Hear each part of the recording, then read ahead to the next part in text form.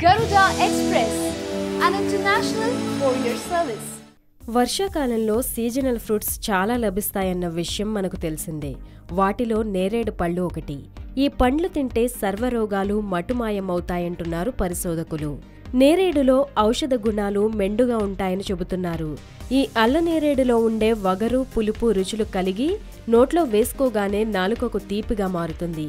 ఇవి మధుమేహ రోగాలను, శ్లేష్మ, పైత్య రోగాలు, హృదయ రోగాలను హరింపజేసి శారీరక పుష్టిని కలిగిస్తుందంటున్నారు పరిశోధకులు. నేరేడు పళ్లను ఇలా వాడితే శరీరంలో ఉండే రోగాలు నయం అవుతాయంటున్నారు. నేరేడు గింజల్ని దోరగా వేయించి, దంచి పొడి చేసుకుని నిల్వ ఉంచుకోవాలి. ఈ పొడిని నీటిలో కలిపి కషాయం కాచి అందులో పాలు, తాటి కలకండా కలిపి కాఫీలాగా 2 పూటలా తాగితే అతిమూత్రం, మధుమేహం వంటి రోగాలు అదుపులోకి వస్తాయంటున్నారు. ఈ సీజన్లో లభించే అల్లనేరేడు పండ్లను రోజుకు కనీసం ఓ 10 పండ్లు తింటే ఆరోగ్యానికి చాలా మంచిదంటున్నారు. శుభకార్యాల్లో అల్లనేరేడు ఆకులను కడితే సూక్ష్మక్రిములు దరిచేరవని చెబుతున్నారు పరిశోధకులు. ఇక కాలేయ వ్యాధులకు అల్లనేరేడు దివ్య ఔషధంగా పనిచేస్తుందంటున్నారు. ఎండాకాలంలో దాహాన్ని అరికడుతుంది. కిడ్నీలో రాళ్లు ఏర్పడకుండా ఈ పండ్లు నివారిస్తాయి. కడుపులో ఉండే తల వెంట్రుకలు, లోహపు ముక్కలను సైతం కరిగిస్తాయంటున్నారు వీళ్లు.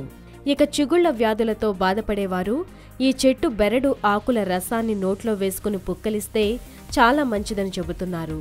పుల్లలతో పళ్లు తోమితే చిగుళ్లు ఆరోగ్యంగా ఉంటాయంటున్నారు.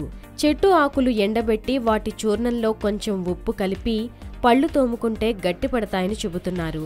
ఈ పళ్లు కడుపులో నులిపురుగులను నివారిస్తాయి.